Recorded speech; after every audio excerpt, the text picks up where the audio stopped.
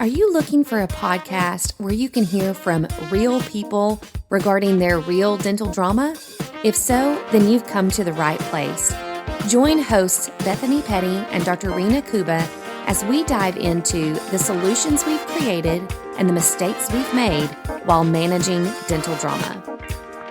Let's get started. All right, welcome back, Dr. Kuba. It's good to have you in the closet again, and I'm excited to talk to you today about something that has come up. I can't even tell you how many times in the last couple weeks. I'll have lots of examples that we can talk about together, but just how practice owners are handling conversations with employees on issues that pop up, and they're coming out of a place of fear now, like, oh gosh, I don't know how to tackle this conversation because I don't want this employee to get upset. I don't want this employee to leave. Should I talk about what's going on or should I not talk about it? And so I feel like the issues that we've always had with employees are still there. We're still having to interface with these employees and deal with those problems, but we don't know how to deal with them anymore because we're so dependent upon these people. So I want to kind of talk with you. I know you've had some issues come up on your team, and I'll share some examples from my clients as well, but just how to deal with those difficult conversations. Do we deal with them, or do we just kind of gloss over them and keep everybody happy and not deal with the issues? So what are your initial thoughts on this subject? As usual, I feel like I have nothing useful to offer on the topic, and I cannot wait to listen to this podcast later to see if I can glean some nuggets of help, because I feel like you're talking about me. Like, I'm the doctor who's sitting there, and all of us are. I feel like the vast majority of us are. I'd be surprised if there was somebody who didn't, where none of us have ever liked having that confrontation or that dialogue, or, right. And it's always where we've always known you don't say it in front of a patient, but then if you don't correct it in real time, then you seem like a diva or a jerk for getting upset that there wasn't a 3:30 in the burr block, but God bless, it's a 3:30. Like, why would that not be in the burr block, right? So it's like, do I make a big deal about it? When do I make a big deal about it? And so we've always tippy-toed around and tried to figure out which battle to fight. Yeah. And I think now the situation we're in, it's just, it was always less likely that somebody was going to leave over being yelled at about a 3:30 in the burr block, because there were other offices that maybe weren't compensating as much or didn't have the hours, etc. And now we're in a time where you cannot find help. Right. You cannot. I cannot. I've had a post for how long? I cannot find an assistant. And so it's like I'm down to the one assistant. Is this worth biting our head off for not having a 3:30 or a handpiece or etch for the last 3 patients in a row? Yeah. It's like, before I would have shaken you, and now I'm like, oh goodness, it's okay, who needed etch anyway, I'll go get it. Don't worry, sweet pea, don't get up, I'll go fetch the etch from somewhere. So it's like, how do we keep functioning like this, that it's like sorry, I'm just cracking myself up here, but y'all know it's true. It's like we're like tippy-toe and dancing and trying to not create waves because I really can't have you leave. So yeah. I think that's where now this topic, like you said, is so, please, Bethany, I hope you have some nuggets to share, because it's back to what I said probably in our initial podcast. I don't want to be held by my balls. Yeah. You need to have etch on the tray. Like, there's no excuse for that. Yeah. And before I could yell at you, and now I'm scared to yell at you, and something's got to give, man. Yeah. And so how do we have this discussion? I know. Well, and you're not alone. So the way that you're feeling is so pertinent right now. I'll give you a few examples just from this last week, and we can kind of talk through those. 2 of them are brand new employees that started on teams, and right out of the gate, there were attendance issues. So both of them performing remarkably well in their positions. So showing a lot of promise, a lot of intelligence, jumping out ahead of the team and going, oh, I think I can solve this. I think I've got this. let me help with that, and just really tackling their positions, which is surprisingly rare these days. So it's like, oh gosh, both of these people have so much promise and intelligence. But both of them, one of them, the very first day, her first day of work, she had to leave 3 hours early due to a childcare situation.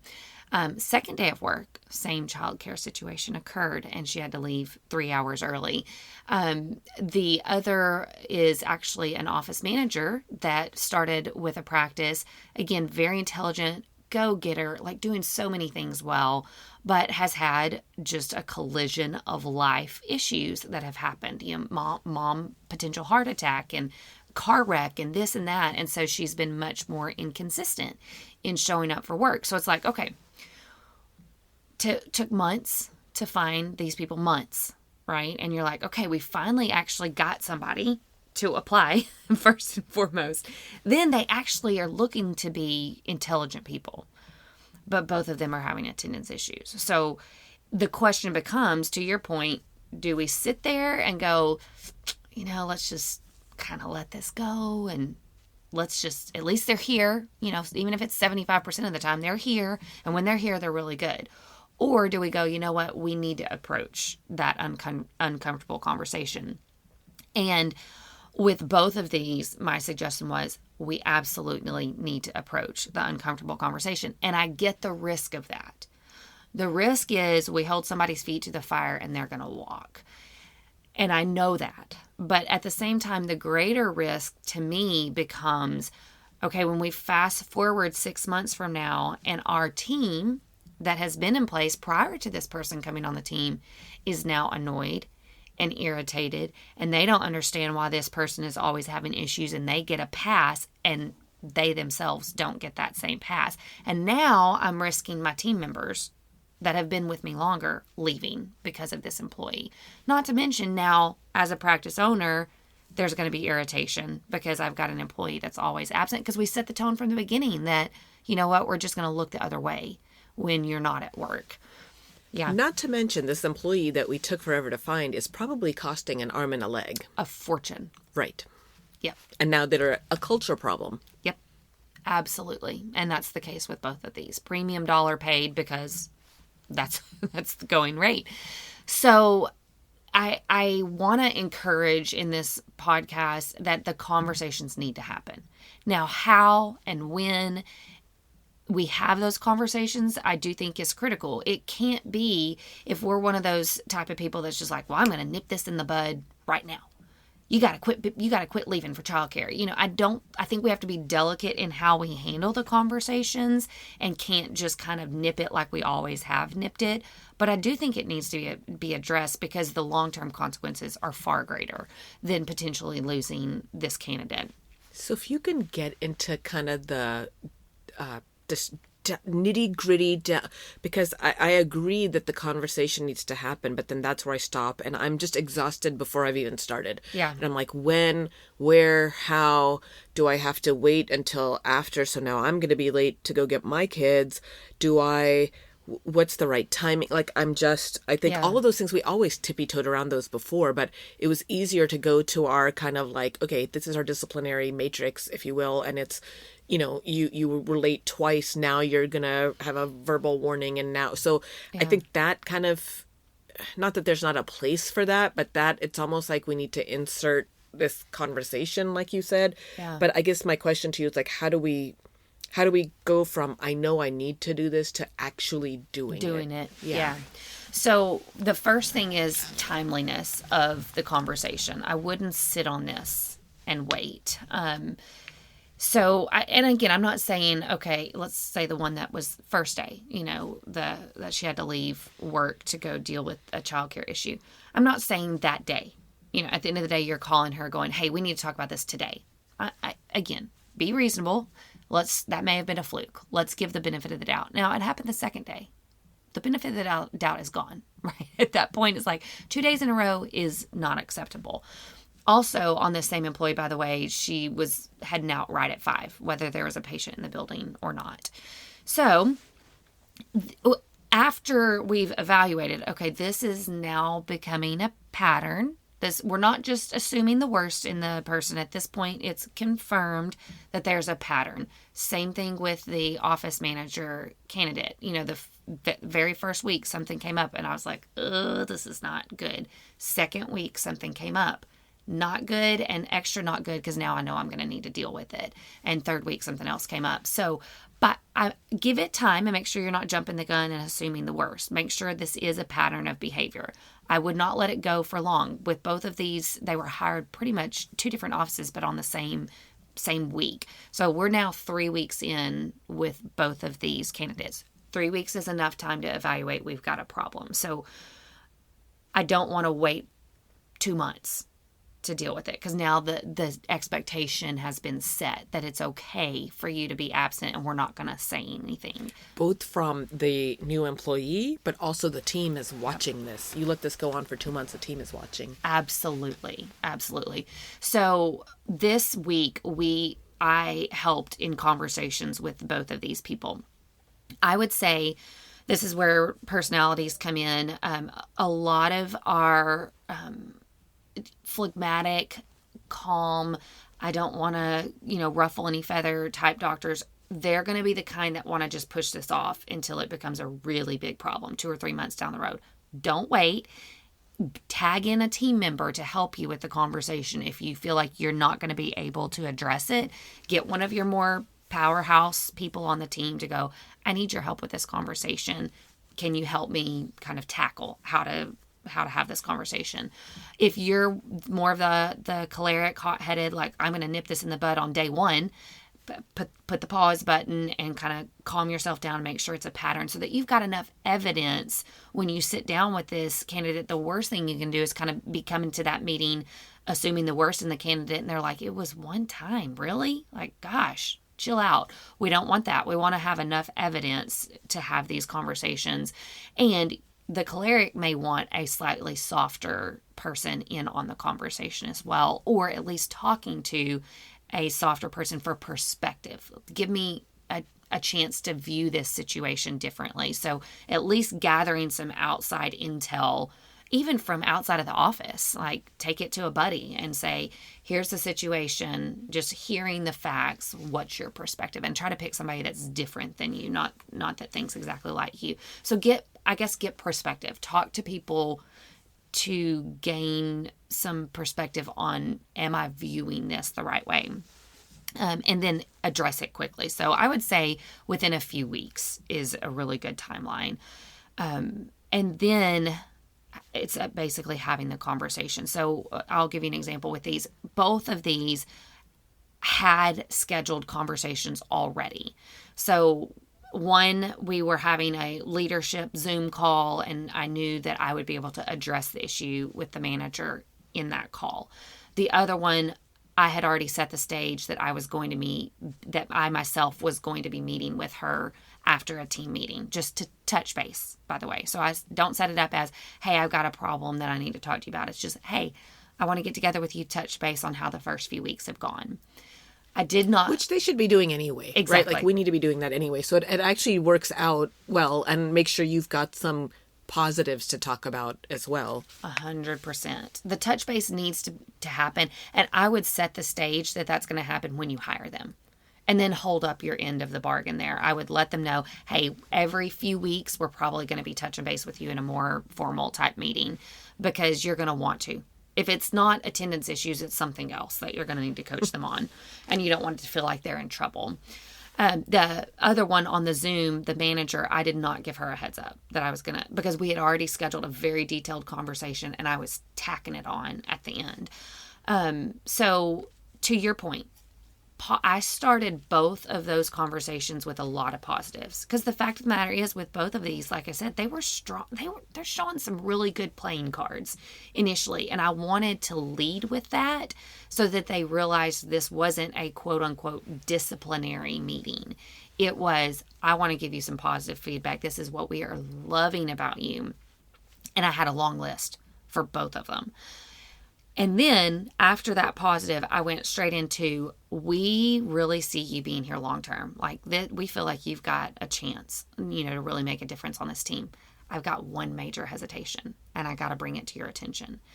And then very clearly with both of them, man, attendance. Gosh, I know that with this manager lady, life has just thrown you a bunch of lemons over these last few weeks. And I totally get that. But I have to tell you from the outside, it's starting to make me worried that, are you in this? Are you going to be in this long term? And, so kind of setting it up that way with both of them. The one that was cutting out at 5:00, I'm just like, hey, that is a problem. Like, your team is drowning when you leave them at the end of the day when there's still patients in the building. Like, that cannot happen anymore. So just being very clear on what the issue is, not beating around the bush and going, are you feeling okay? Are you sure you want to be here? Because sometimes I get the feeling that you don't want to be here. That's not clear. That's not clear. We have to tell exactly what the problem is. And with both of them, we built them up, blew that bubble up with a lot of positives, which were true positives. But then we had to address, like, we see you long term, but if these issues aren't dealt with, or I don't know, it's going to cause a problem. And then both of them were very responsive to that because they both like the jobs that they're in.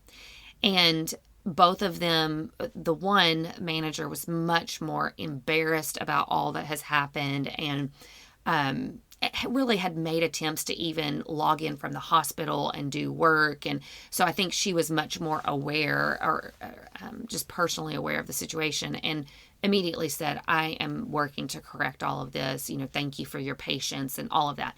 The other one, a little less aware, but basically said, I want the doctor to know that I'm dealing with this and I will fix, my problems. So I think they both, because it was so clear and because it was in a conversation that involved positives as well, they both went really well. Now, those just happened this week, so I'll have to give you the update on if anything actually changed in a few weeks. But those are some of the tips that I would have, is to address quickly, to address very pointedly, but to encase it in a total or collective conversation on how's it going. I love all of that. I think the thing that I feel so grateful is that I've got a you that I can punt this to have that. And then it's the docs that don't have a Bethany that I start going, okay, yeah, so for, like, if I didn't have you, how would I broach this myself? Yeah. And I think I would tend to be either one end of the extreme or the other, either like completely dodge it and keep ignoring it. Yeah. Or be like, what the hell's wrong with you? Why do you think you can leave at 5? Who do you think you are? Yeah. And then the person leaves. So it's definitely scratching my head going, okay, if I didn't have the ability to punt and engage and incorporate, what would be my, so I think my takeaways from what you just said, I would be very much making sure I have at least 3 positive things. Yes. And I guess if I don't have 3 positives, so there's my answer right there. Maybe they're not the right fits for the team, even though it was months of struggling to find them. But I cut the cord at that point. Yeah, cut the cord at that point. And then if I've got the 3 positives that are sincere and honest and really good things, then yes, pointing out and saying, here's the hesitation. Yeah. If I was on the outside looking in, if you were in my friend's practice and my friend was asking and I wasn't watching the day-to-day and this is all I was being told, I would say, no, that's not acceptable. Right. And so we want you here, but again, I've got to make sure that I'm, not the outlier. I'm not doing you any favors either if we're going to keep building resentment and then it's going to be out on you later. I think the other thing that's never occurred to me until this conversation is, yes, we've been having a very difficult time finding somebody, but when we do find somebody, I guess maybe we should take solace, or whatever the word is, that they've have many options. They're being bombarded with options, but they chose yours. Yeah. So they chose yours for a reason, whether it was just the pay or the hours or the environment or whatever it is. I mean, I guess we'll truly never really know. But I think at least right now, we're all probably offering similar packages. Yeah. Because we're all trying to keep up and be, competitive. Yeah. And make it as lucrative as we can. So in that case, if it's a really fairly level playing field, they chose your practice for a reason. Yeah. And so now they're here, and now they're trying to push the boundaries and see, just like a child, like, how far can I get away? Yes. So in this case, it's like, no, I'm seeing this, and this is going to be a problem on this team. And now that we're mentioning it, I kind of forgot, same thing that I've had. And this is probably, she's been there now maybe 2 months. And so a month in, I was supposed to have this big training day and blah, blah, blah. And at the nth hour, she messages me and she's like, oh, well, I wasn't reading the messages that you were sending out, and I've already arranged for something else. And so I'm not going to have childcare, so I can't be there. And I mean, like, that to me pissed me off. And then I stopped and I went, maybe I was not clear in my communication how important this was. Right. And also, she's testing the boundaries right now. And the old me would have been like, probably would have been like, okay, I get it. Childcare, yes, it's challenging now. I've got kids of my own. Like, I'm lucky that I've got the help that I've got. Not everybody has that. So yes, how can I fight a childcare issue? Yes, that's fine. Like, that would have been me bowing to her needs before. Yeah. Especially now, though, that I'm going, dude, if I push back on this, like, these are her kids. Who's going to pick the office over your kids? Right. So that's why I would have yielded before. But to me now, it was like, okay, she's only been here a month. She's probably going to walk. Yeah. But if I don't set this precedent now, I'm done. Like, I'm stuck always having to meet the needs of your child's care. And really, I can't be the only office that's going to hold you to being accountable to being at the office. No matter what office you go to, at some point, some doc's going to be like, no, you got to be here. Yeah. So why can't I be that doc? Right. Like, that's how I, like, literally had to talk myself through that, because I was so close to being like, okay, I get it, childcare. Like, Yeah. you know, and I'm very empathetic too. I read all the things now too that are saying that the workforce is, but it's still women that are being held back because of all of these things. Yes. And like, you know, I have my own childcare issues too. So I totally empathize and get it. But at the same time, what I think I've been reminding myself is, what other office, what other industry or business would it be okay to skip the training that's really been set up for me? Right. And this too was not, like, y'all have heard me talk about Scheduling Institute before. This was a big Scheduling Institute day. So I was like, okay, fair enough to her. She doesn't understand what kind of investment this is. So shame on me for not talking it up the right way. Yeah. But the old me would have let it pass, or would have been bitter as hell about it or something. And I was like, took a deep breath and I went, no, this is not okay. So then I responded to her and I was like, okay, well, I understand that. And I was pissed because just 2 days before we had talked about how when we message you on this particular thread, we created an urgent thread and we're like, turn off all the other threads, but this is the one you need to keep watching and reading. Not to mention it was snow. It was like during the ice days. So you know there's flux on what we might be doing. Yeah. You chose to just ignore the thread. And now at the end of the day, because 3 hours ago, I could have pivoted in a different direction. None of y'all responded, oh, well, I just turned my messages off. I just assumed that we were... Okay, well, we just reviewed this 2 days ago. This is super important to keep this on. Yeah. You chose not to listen to that. Yeah. And do your own thing. And now, no, ma'am. Like, so I said, well, this training is not optional. So if you need to bring your kids to work and we provide them tablets, like, I guess that's what we need to do. Right. Like, I'm trying to work with you on that. Yeah. And that's setting a firm boundary that I do feel like we're more prone to not set these days, because it's like, oh gosh, we don't want to upset the apple cart. But those boundaries are important, especially early on in employment. People are figuring out what's going to fly long term. And if we really think about it, it's kind of unfair if we let it fly because we're like, we really need this warm body. And then all of a sudden, 6 months in, we're done. We're like, I'm not going to put up with it anymore. And then we start cracking down. Well, that's not fair, because for the last 6 months, they kind of believed that it was okay. At least you didn't say anything. So the assumption is the way I'm behaving or my attendance or whatever isn't a problem until all of a sudden it is. Well, where'd that come from? That's not fair. No, we need to set the stage from the beginning. And unfortunately, that does mean certain people will weed themselves out if they know I'm not going to be able to meet your expectations of attendance or performance or whatever the case may be. Okay. I hate that we're going to be down an employee again, but it's so much better than having to fire an employee at some point, or to bring the culture of the office down so much that now we can't wait for that person to quit their job, Or the others that leave that you weren't anticipating. Exactly what you just said. The rest of the team watching and going, wait, what? Yeah. Oh, is that the new culture? That's the culture that's allowed now. Yeah. And so I'm back to, again, I just keep telling myself, it's not always going to be this way. Things ebb and flow. Please, it can't always be this way. So maybe I'm sticking my head, way down in that sandbox. But I just keep telling myself it can't be like this forever. Yeah. And so right now, I'm down to one assistant. 6 weeks ago, I thought I was about to lose my whole hygiene team that I've had for 7 years. And I thought I was about to lose them over nonsense. But I stood firm in my boundaries. They're still there for now. Who knows? Maybe they're looking behind my back. I don't know. But I just keep telling myself, I've done harder things before. Yeah. And I'm here, and we survived a pandemic. Yeah.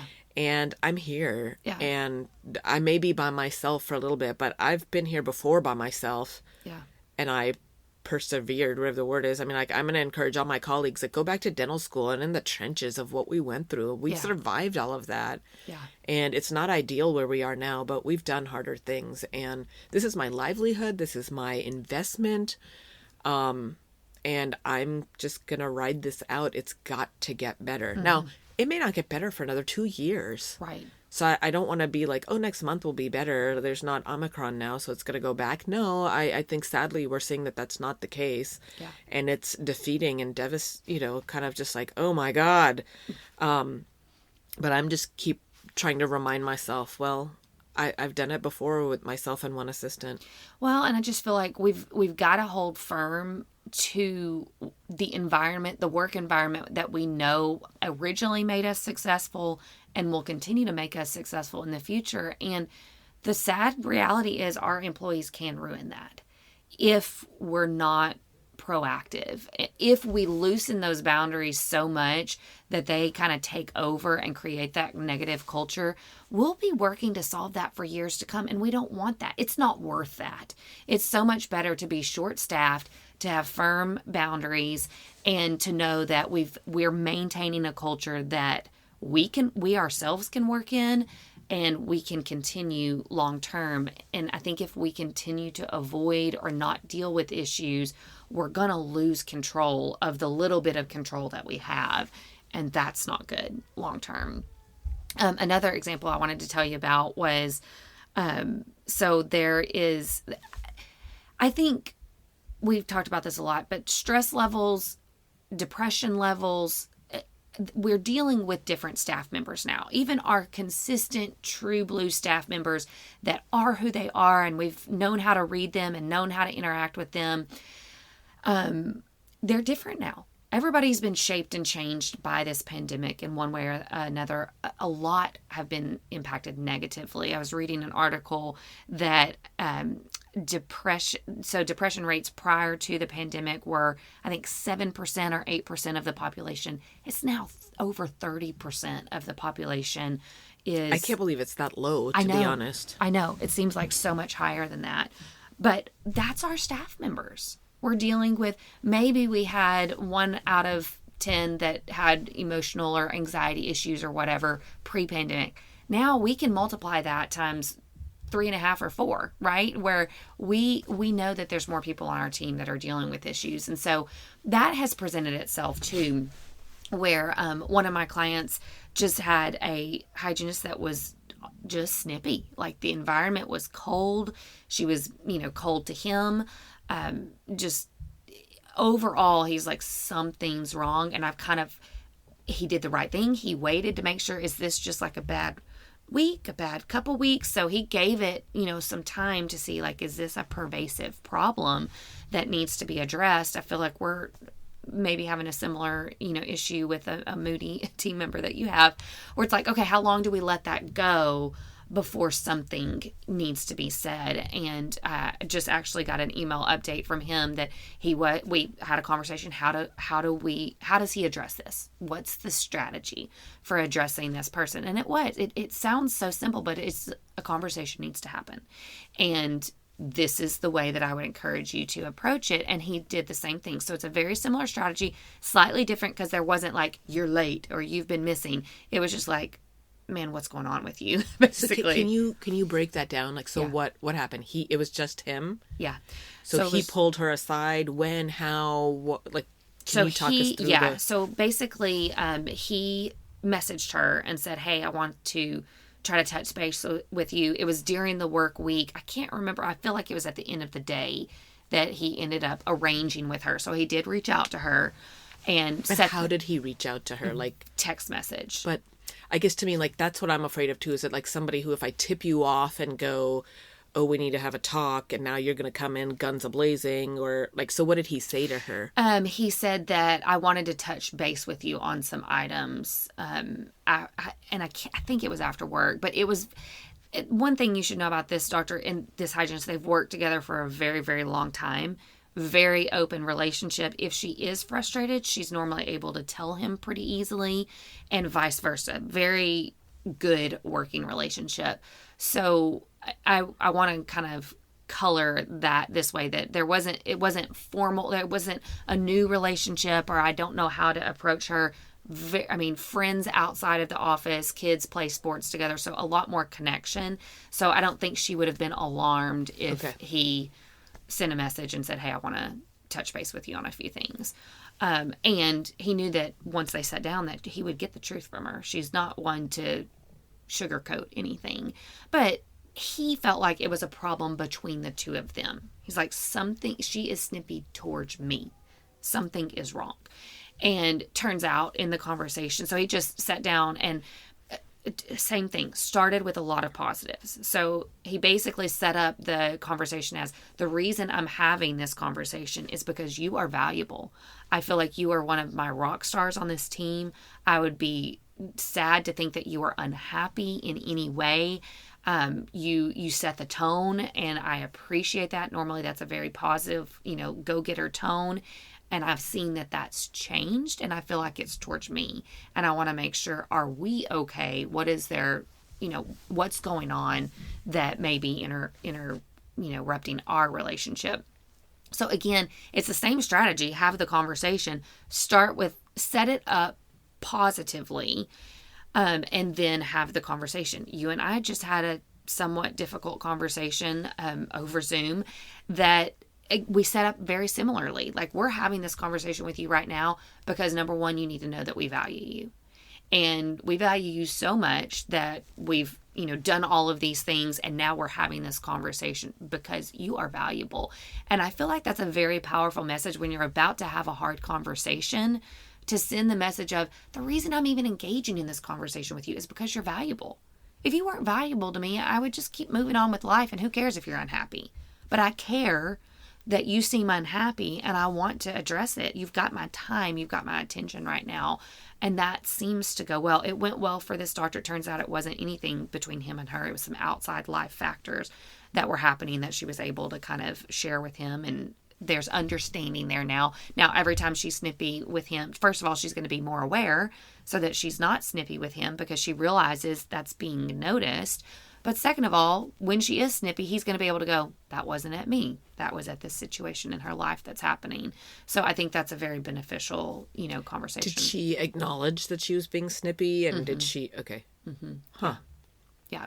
But again, I think sometimes when we're moody, and this is a sanguine personality type, this hygienist, sanguine choleric, actually. So a very strong personality type. And so I think that very strong personality type doesn't always know when they're being extra intense. And so I don't think she was aware that it was impacting him. I think she knew that she was feeling more anxious than she normally would. I don't think she realized that it was coming at him directly. So even more valuable that he paused and said something, because if it's like me, I would have continued to think it's me, and then continue to get my, go through my own emotions going, what did I do? What did I not do? And then I would go through the phase of, well, why do I have to think about what I did? Yeah. Now I'm going to be angry. And it's like all of that effort and energy and emotion when it had nothing to do with me. Exactly. Yeah. And then similar to that, receiving an email this week from a assistant that's, feeling stressed in the workplace. She reached out to me personally, like, I feel like I'm doing more than I signed up to do, and I'm stressed about that. Well, what do we need to do with that? I mean, again, conversations need to happen, and we can't just avoid, ignore. We can't take responsibilities off this lady's plate. She's necessary to the team, so it's like, how can we've just got to have these dialogues where we're able to come to solutions with these people. Do you want to talk about any of your moody employee situations, or? We could be here for another 5 hours if we did that. Nothing particular stands out that's different. I mean, unless you're thinking of one that I'm not, but in general, I think you're right. I think the conversations I'm having to spend more time, to be honest. Like, I'm having to spend more time with just being very in tune with what's different and the vibe and the pulse. And a lot of days it's just like, I just don't want to deal with it. Like, I can't take on all of y'all's problems. Yeah. And there does have to be balance there. I would say that. Like, the buck doesn't stop. You're not the responsible person for your team's emotional well-being. I think you have to be responsible enough to, is it impacting my practice? Is it impacting coworkers or team members? But is the practice owner, are you, Dr. Kuba, the one that's responsible to make sure your team is happy in life? No. And my problem is that's my personality. Yeah. That and it's funny, the last, I keep referring back to, we still have not come back to talk about it, but the round 2 of reviews, that was such a disaster.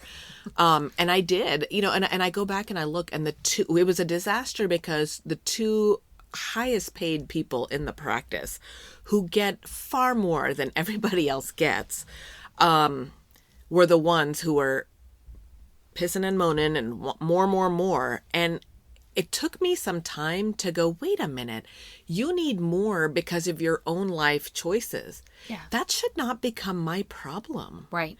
But I was making it my problem because they were making it my problem. And so it took a little, a couple of weeks for the dust to settle. And I think they realized it too, that it was like, that is not fair for us to put this on this lady. Like, these are your own life choices. Mm-hmm. And you not living within your means and wanting your cake and eating it too, you have decided to pin that on me. And so I'm very sensitive to that, to going, is it my fault? Am I not keeping up? Am I not? And so I had to work through all of that and finally came out the other end. Like, yeah, sometimes it might be me. But in this case, it was like, this is not me, ladies. This is not me. Either way, it's still my problem. Because if they perceive it to be me, exactly, they're going to leave and go. So I think the point is that having the conversations and really in a timely manner, and not letting it drag on. Like, I'm being even more perceptive to that now than I ever have before. And in a way, it's kind of, it's obvious, but I never really. Previously, when I did drag it on, and then like I had to have this conversation, and then now it's like, sorry, asking my husband, can you pick up the kids and make dinner and get them ready for bed? Because I have no idea when I'll be home, because this is going to be like an hour-long conversation. Yes. And now, because we're doing them more frequently and checking in a little bit more, yes, I'm having to do it more, but it's less time. Typically the meetings, because I think I've become better at going, okay, I can't let this drag on. Mm-hmm. B, watching for my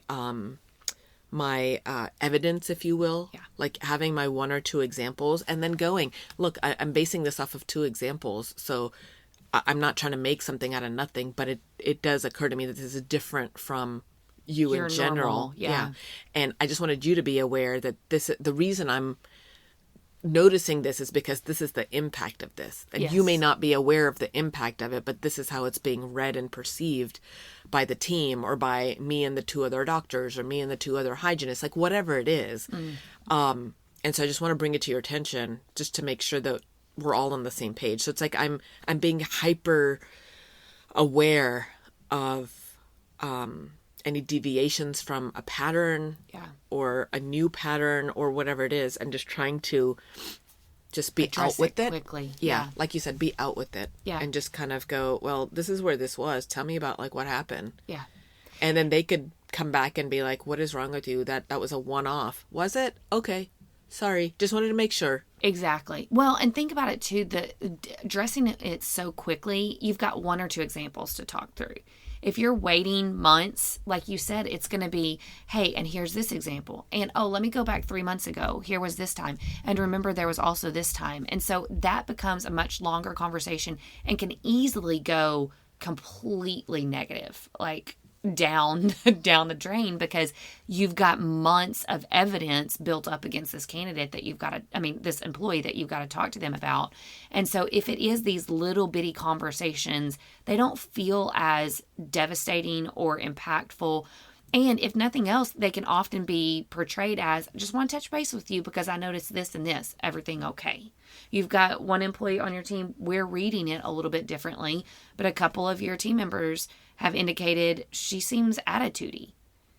You and I are not seeing that, but I told you, I'm like, if two members are seeing it and that's the way that they're perceiving her, we are not going to look past that. I'm going to touch base with her when I'm in this week and make sure, are you okay? Everything going okay? Like, still feeling happy? All of that. Because if nothing else, she needs to have a moment. If she is attitudey and you and I have just missed that, I need to give her a space to talk about that and for me to be able to help solve anything that may be dragging her attitude down. Or maybe just the conversation alone, she's going, I don't know, I'm okay. Is everything okay with you? Yeah, I think everything's fine. I know that there's been a couple moments where you've seemed a little bit stressed or maybe not your normal chipper self. And so I just wanted to make sure you're okay. Then she's self-evaluating and going, oh no, like when did I come across as moody? That's not okay. And that's the type of conversations, if we can get them soon enough, those are the type of conversations that we have. And I know if somebody came to me months and going, well, 3 months ago you did this and then you did this and this, I'm going to be like, you've been having an issue with me and now you're assaulting me with 3 months worth of evidence. Like you've been picking and watching and noting and thinking about how terrible I am for 3 months. Like that would be devastating for me. So, It's a much more negative tone. Yeah. So I think, again, if the point of this whole podcast is, yes, we're just having to change. It's not okay to sweep under the rug because we're just delaying the fire. The fire's there. It's just we're delaying it. And that doesn't make sense because of the collateral damage that could happen while you've waited for the fire to explode. And just making sure that you are handling, yes, it's different than the previous verbal warning and this. Yeah, we're in a place where that is probably not going to be okay at this point. But just more, like you said, conversations. Yeah. And I would say setting clear expectations. So if there is, let's say there's attitude that just is not going to be acceptable, setting those expectations clearly to go, you know what, when you speak to this person this way, that makes them feel, I need you to work on that. Or I had one example last week where there was a lady that's managing the insurance and AR and all of this for practice, and her numbers keep growing.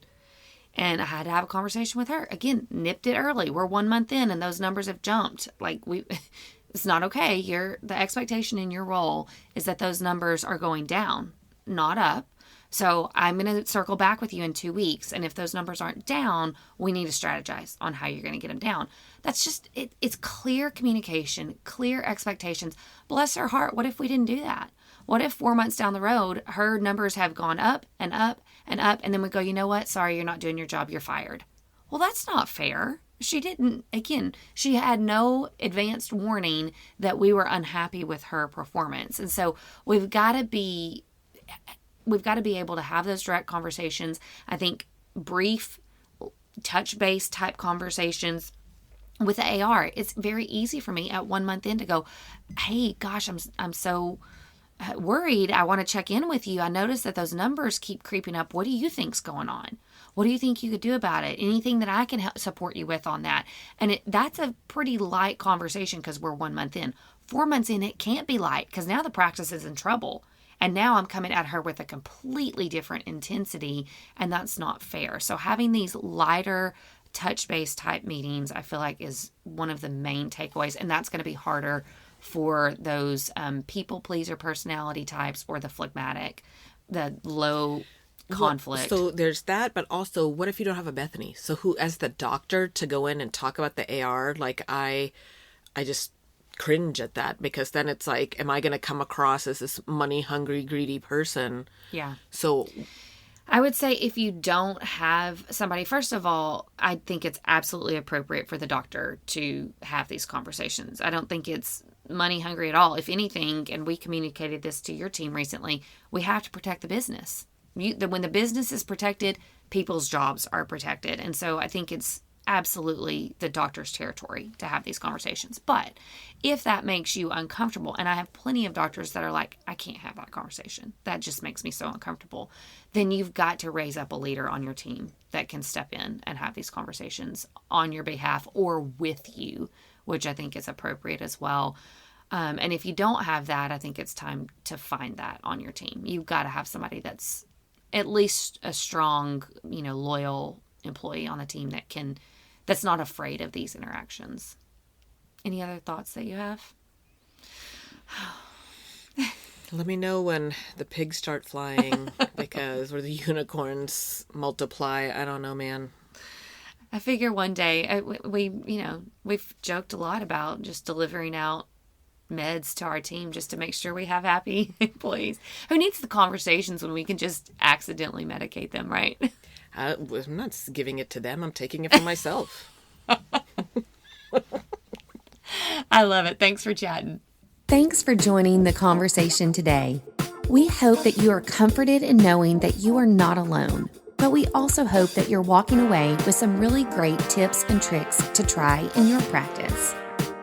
We value your feedback, so please take a few moments to rate and review the podcast. Finally, we want to make sure that we're covering the topics that matter to you. So track us down on Facebook, Instagram, and Twitter, and let us know what topics you want us to cover. As always, please know that we are rooting for you today as you manage your dental drama.